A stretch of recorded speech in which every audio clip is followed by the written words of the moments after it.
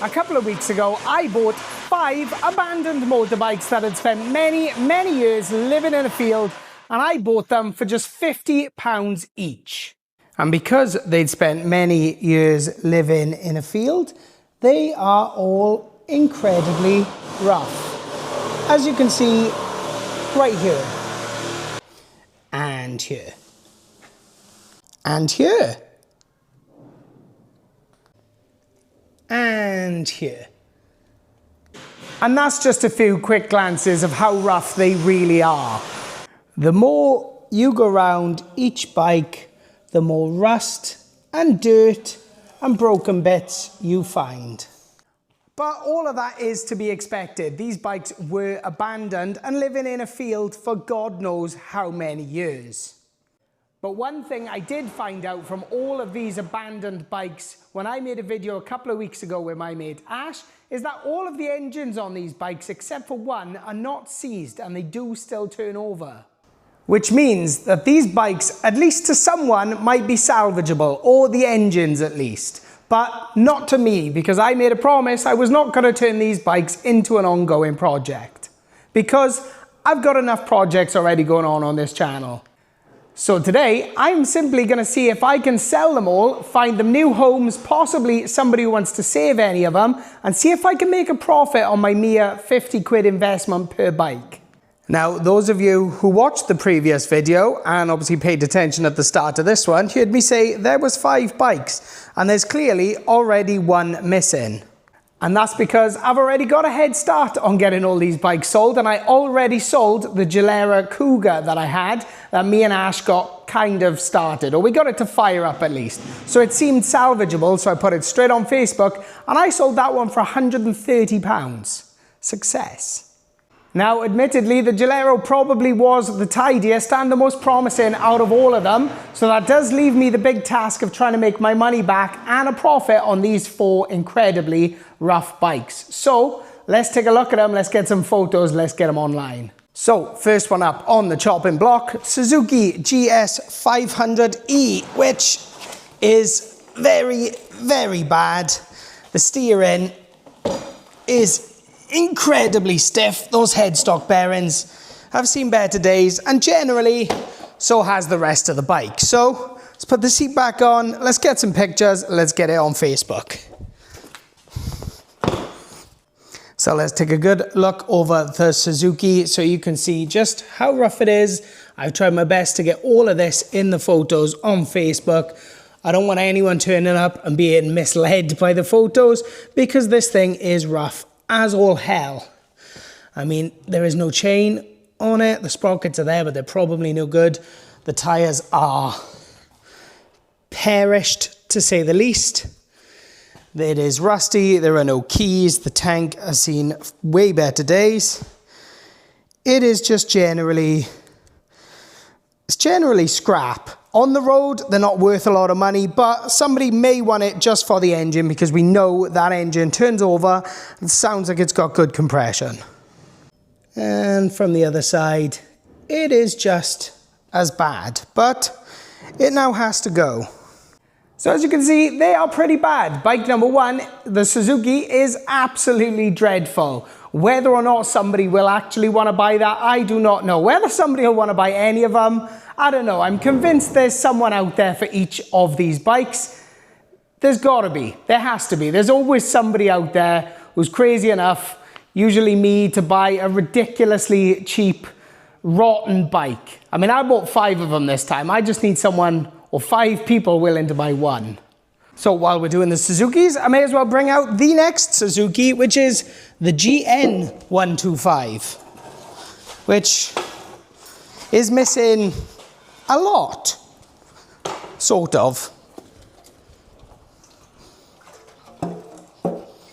So the Suzuki GN is actually the only one now that I have a logbook for, and I actually have a shed load of paperwork to go with it. So everything it's had done, or at least since whoever previously owned it, I have got quite a lot of paperwork for that, but it is all rough.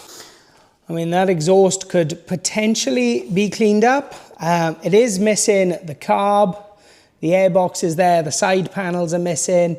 It's generally pretty rusty, the brakes aren't connected up. The seat, however, is quite good. That is worth about 30, 40 quid on eBay. That front mudguard is actually surprisingly nice, considering the rest of the bike. I mean, besides the dent in the tank there, the Suzuki is actually, it's a mixed bag, this one. Now, I got mixed feelings on letting go of the Suzuki because although it is pretty rough, I've got the logbook, I got loads of paperwork. We know the starter was good, we know the engine was good, but the starter was missing the gear to turn the engine. And overall, it's bad, but it's not that bad. Well, not bad by my standards anyway. And I had maybe hoped to do a bit of a budget cafe racer with it, so I don't know, maybe, I mean, I'll put it up for sale. If it's not gone in a week, then maybe I'll consider keeping it because I have been offered another Suzuki, which I could potentially make a good bike out of the two of them. So that might be pretty cool. I don't really know, but it'll go up for sale if someone wants to buy it. I just won't sell it ridiculously cheap, but I'm not going to ask a lot for it either. So we'll see what happens with that one. Now, next up is possibly the worst, but the best, but definitely the worst. And that is the Honda CM125 Custom.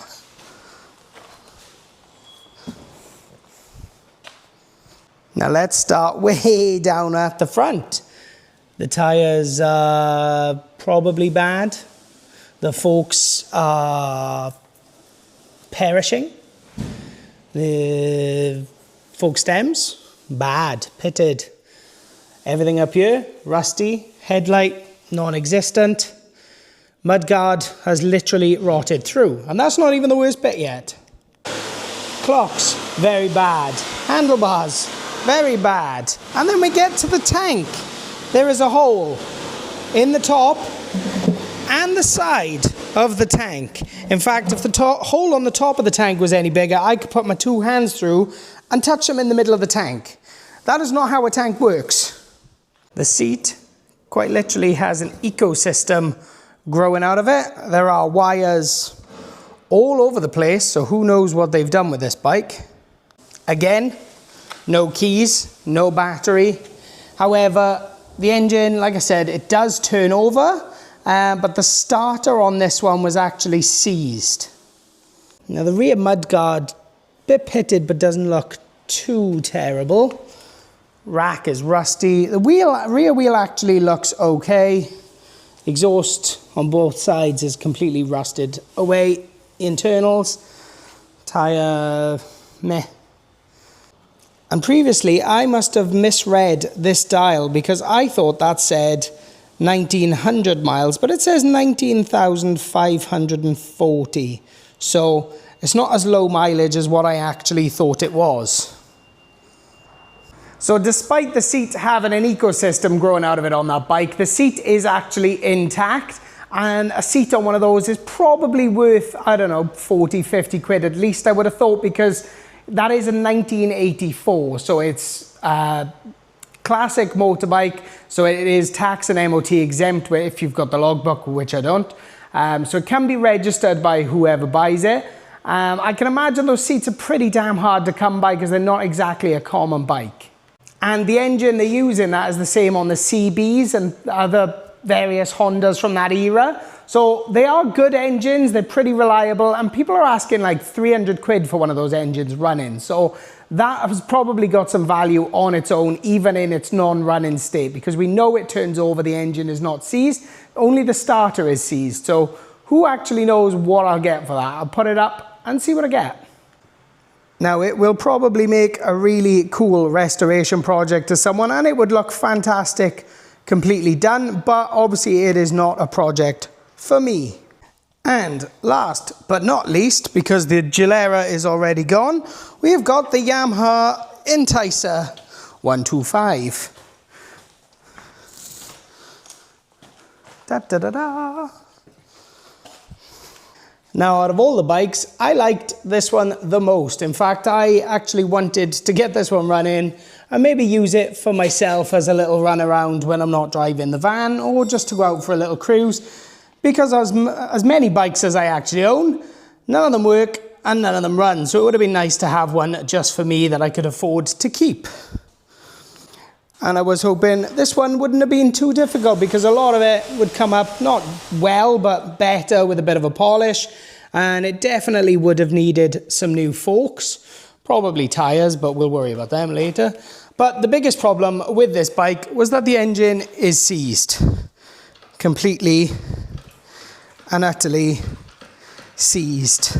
Which is a shame because this one has only done 3,000 kilometers, miles? I'm not actually sure. I think it might be in miles.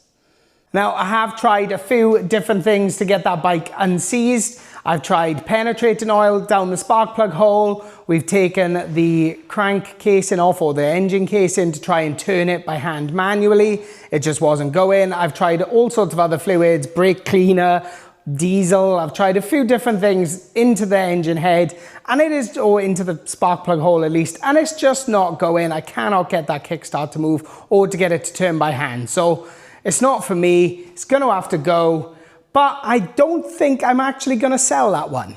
I'm actually going to maybe give that bike away to a subscriber. Now, this is not a competition or anything. It's already been half arranged. A subscriber reached out to me. He's new to the area that I live in. He doesn't really know anyone, having a bit of a rough time. He's offered me lots of help with projects because he's a mechanic, and he said he could do with a project of his own. So I thought, what better time for me to give away something that I can actually reasonably afford to give away? I mean, the bike only owes me 50 quid, and hopefully I make my money back off the other ones. So it'd be nice to actually give a project to someone that it may come back to the channel eventually once he's done doing whatever he's doing with it, or we may even just give an update to see how he's got on with it. But I'm going to give it to him to help him out because it's the right thing to do.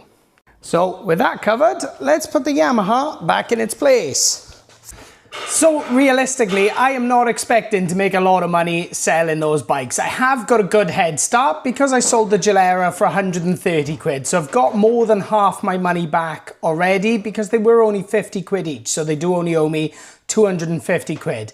Now, by giving away the Yamaha, that does hurt my chance of making a profit a little bit. But more than anything, I'd just like to get my money back and hopefully give those bikes a second chance by getting them onto somebody who might do something with them. Because before I bought them, they were headed for the scrapyard and they were just going to be crushed.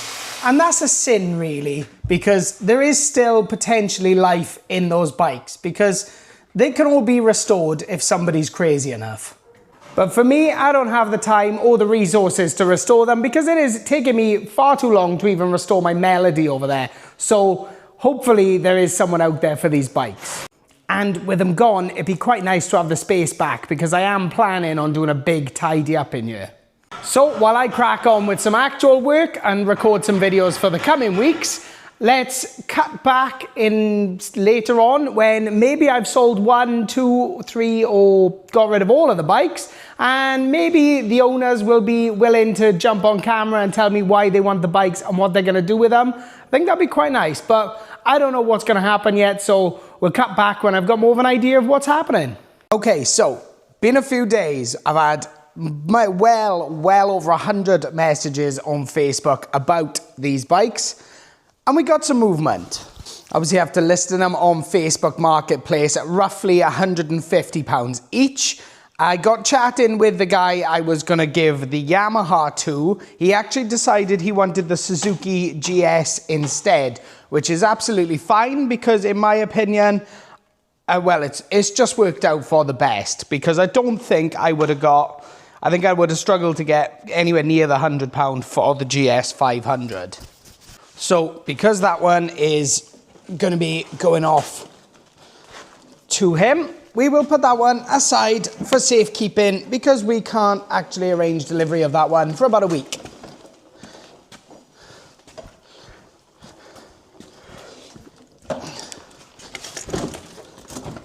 And yes, I did just drop that bike because I am an absolute idiot. So, the two in particular that I've had the most amount of interest on have been the Suzuki GN125 and the Honda CM125. And I've been inundated with messages about these. I've had lowball offers, I've had reasonable offers. I've even had people saying, can I come and collect them without even trying to haggle with me over Facebook Marketplace, which is very unusual. Now, while no one has showed up to buy them yet, I mean, they have only been online 2 or 3 days, I have got a couple of serious buyers who are talking about coming tomorrow. So this video will have probably gone out by then. So I am going to count them as sold, but instead of saying I've sold them at my asking price, because no doubt they'll turn up and they'll go, knock 20 quid off, 30 quid off. So we'll mark them as sold, 125 quid each. Winner. Or at the very least, I know I can get 100 quid for each of them because I've been offered 100, I don't know how many times for the Honda. And for the Suzuki, I've even got a guy who's offered me £100 for the tank, the exhaust, the seat, and a couple of indicators. And he said I can keep the engine and the rest of the bike and scrap it myself. So there's definitely a minimum of £100 each in those. So if you add that up with the sale of the Gilera, I am already in a profit on them. And that's before I introduce you to the next part of the deal, which is the really exciting bit. So the next part of the deal gets me very excited, but I have had to include something I didn't think I was going to be getting rid of. So we'll start with the Yamaha. The Yamaha over here with the seized engine is going as part of a trade deal. I didn't have a lot of interest in anyone wanting to buy it, but I did have one guy who was interested in maybe doing a trade on all the bikes, but he decided he wants this and my buggy over there. So let's dig them out. So part one, Yamaha is loaded up and that is off. Now to dig the buggy out of that corner, and then I'll show you what I got in return.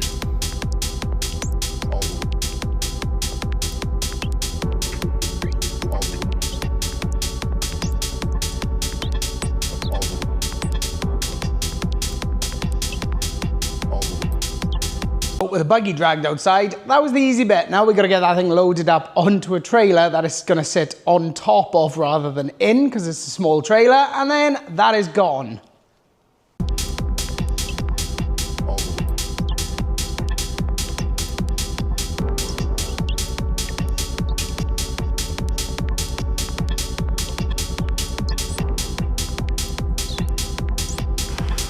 And that is all loaded up on top of the tiny little trailer, and off she goes.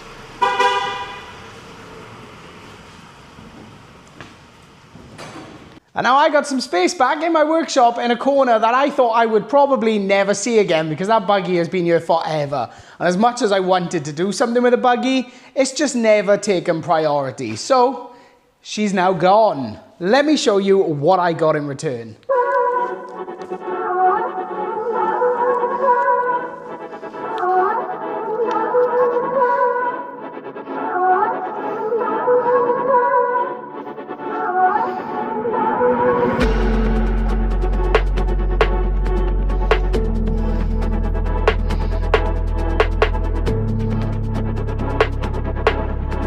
I got a Honda CBR600 with the key and the logbook, and it's only done 32,000 miles. Now, I know she looks a bit rough, but that is way better than what I just traded for, and I've got the bits that are there to finish her off. I've got the last few fairings, there's a new fuel pump, some sort of cover, and there's all the nuts and bolts for the plastics to go back on the bike. Now, obviously, those pieces need to go back on. It needs a battery. I think the old fuel pump works, but we're going to put the new one on anyway. It's had a new clutch. It's had the filters and the oil done. The rear wheel needs to come off because it's either binding on the brakes or on the spindle, because that is really, really stiff. But everything else feels quite good on it. Now, at this point, I would love to see if the bike runs, or at least show you it turning over so that we know what works and what doesn't. But it is Sunday morning. Sunday is normally a family day for me. I'm not normally in the workshop. It's only because I needed to do this trade and get this video wrapped up that I'm here. I've now got to go and edit all of this and get the video out for later on today. But what an absolutely wicked trade. At no point when I bought these abandoned bikes did I think I'd be ending up with something as cool as a CBR. Like, that is just mad that I just traded an abandoned bike with a seized engine and an off-road buggy that I bought for like 100 quid 12 months ago, and it's been sat there doing nothing, and I've traded the 2 of those for the CBR. And I've even made my money back, or at this moment in time, I've got half my actual cash investment back and 2 potential sales that are going to take me into profit. So it's just mad. You never know where you're going to end up when you buy as many things or just junk things as I do, because the trades you end up getting offered are just crazy. So while we don't know what my exact profit is yet, I think it's safe to say I'm definitely going to make a profit off of those abandoned bikes. Now, my apologies if the audio or visual quality is any different in this video to what you're normally used to with my channel, because I'm trying out a new camera and microphone setup I got. This is my first time using it, so things might be slightly different. I have filmed a few bits on my phone, which is how I'd normally do things, and obviously a lot of this has been done on the camera with the microphone. So hopefully it all works really, really well. So now I need to straighten up in here, put all the bikes back against the wall, hopefully get rid of the Suzuki GN and the Honda CM tomorrow, and finally get into the profit. And then next week, the Suzuki GS will also be out the way. That'll be on to its home with a new subscriber who's hopefully going to do something really, really cool with that. So it's going to be really nice to actually just give a project to someone who could really do with it. So I'm really happy that where that one's going. So that's about all I got time for this video, and I'm calling that a win because I stuck to my guns. I'm getting rid of all of the abandoned bikes that I bought, and I'm not turning any of them into an ongoing project as I promised, but I have ended up with potentially a really cool new project or something I can sell to make some tidy money on to go back into the channel. So if you've enjoyed this video, then make sure you hit that thumbs up button, and if you think that is a really good result from where I started to what I've got now, then make sure you let me know in the comments.